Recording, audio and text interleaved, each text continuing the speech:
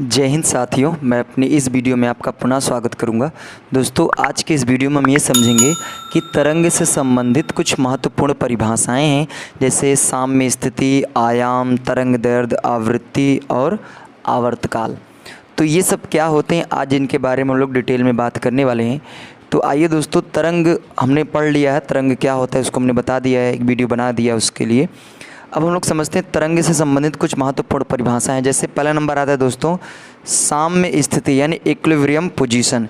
देखिए, साम्य स्थिति का मतलब यह होता है कि जब कोई वस्तु एक निश्चित बिंदु के इधर उधर गति करता है तो उसी को हम लोग बोलते हैं साम्य स्थिति। जैसे अगर मैं बात करूँ, जो घड़ी में पेंडुलम लगे होते हैं, तो पेंडुलम ऐसे मान लीजिए पेंडुलम है, इसको यहाँ से मैं बांध कर रखा हूँ, तो ये पेंडुलम क्या होता है, ऐसा कुछ ऐसा इस तरीके से क्या करता है, गति करता है। यानी एक साम्य यानी फिक्स पॉइंट के इधर और इधर क्या करता है, मूव करता है। तो जब कोई वस्तु एक निश्चित बिंदु के इधर उधर गति करता है तो उसी को हम लोग बोलते हैं साम्य स्थिति। अगर मैं इसको तरंग समझाने का प्रयास करूं तो आप जानते हैं कि जो तरंग होता है दोस्तों, वो कुछ इस मॉडल में गति करता है, ठीक है, इस मॉडल में। तो हम ये देख रहे हैं दोस्तों कि जो तरंग होता है दोस्तों, देखिए ये वाला मिडिल पॉइंट है, ये जो मिडिल पॉइंट है इसी को हम लोग बोलते हैं दोस्तों साम्य स्थिति। क्योंकि देखो, यही एक ऐसा पॉइंट है जिसके इधर देखिए तरंग यहाँ से चलना स्टार्ट हुआ तो कभी इधर गया, फिर देखिए यहाँ इधर आया, फिर इधर से देखिए, तो इस जो मिडिल पॉइंट है इसके इधर उधर ही गति कर रहा है। तो यहाँ पे ये वाला जो पॉइंट है दोस्तों, ये जो लाइन है इसी को हम लोग बोलेंगे दोस्तों साम्य स्थिति। साम्य स्थिति इसी को हम लोग बोलेंगे, ठीक है। तो साम्य स्थिति का मतलब होता है जब कोई वस्तु या जब कोई कण किसी एक निश्चित बिंदु के इधर उधर गति करता है तो उसी को हम लोग बोलते हैं साम्य स्थिति। अगला नंबर आता है दोस्तों आयाम। आयाम क्या होता है ये इसको समझ लेते हैं। मान लीजिए सपोज दैट ये कोई तरंग है, ठीक है, ये तरंग है, और जब कोई तरंग गति करती है तो साम्य स्थिति से जितना अधिकतम ऊंचाई तक जाता है, जितनी अधिकतम ऊंचाई तक जाता है उसी को हम लोग दोस्तों बोलते हैं आयाम।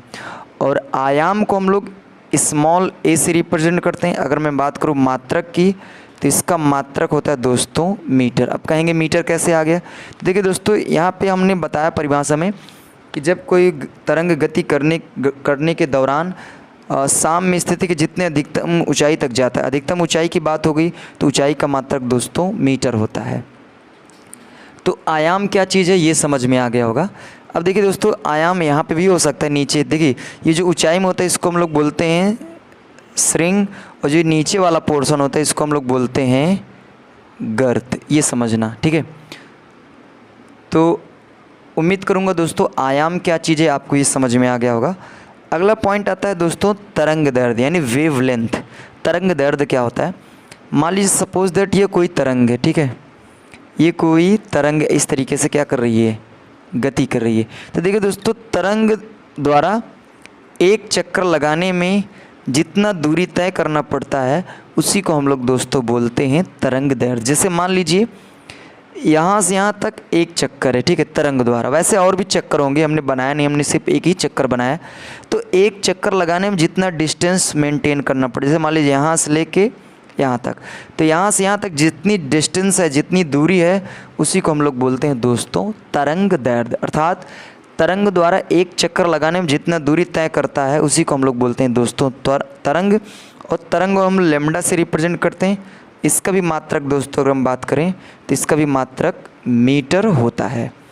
तो ये बातें हुई दोस्तों तरंग दैर्ध्य क्या होता है। अगला नंबर आता है दोस्तों आवृत्ति। आइए समझ लेते हैं आवृत्ति वैसे क्या होता है। आवृत्ति का मतलब जैसे मान लीजिए सपोज दैट ये तरंग है, ठीक है, इसमें हम कई चक्कर बना देते हैं, ज़्यादा सही रहेगा। चलिए सपोज दैट हमने क्या किया, यहाँ से यहाँ तक एक चक्कर, दो चक्कर, 3, 4 और 5, यानी इसमें हमने 5 चक्कर बना दिए, ठीक है, 5 चक्कर। और हम ये मानते हैं कि इसमें जो ये चक्कर लगाए हैं 5 चक्कर, ये 1 सेकंड में लगाए हैं, 1 सेकंड में।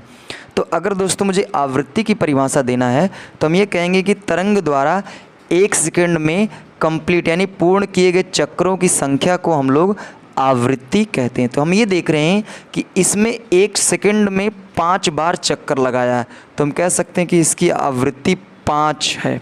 यानी अगर मात्रक की बात करें तो इसकी आवृत्ति का जो मात्रक होता है वैसे हर्ट्ज़ होता है, हर्ट्ज़। इसको शॉर्टकट में हम लोग HZ से रिप्रेजेंट करते हैं, ठीक है।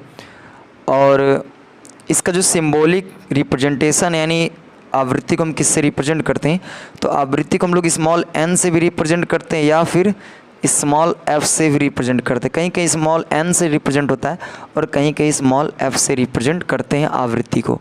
तो आवृत्ति क्या चीज़ है आपको ये समझ में आ गया होगा। आवृत्ति का मतलब होता है कि तरंग द्वारा 1 सेकंड में कंप्लीट किए गए चक्करों की संख्या को हम आवृत्ति कहते हैं। अगला नंबर आता है दोस्तों, लास्ट है आवर्तकाल यानी टाइम पीरियड। ये होता क्या, आइए इसको समझ लेते हैं।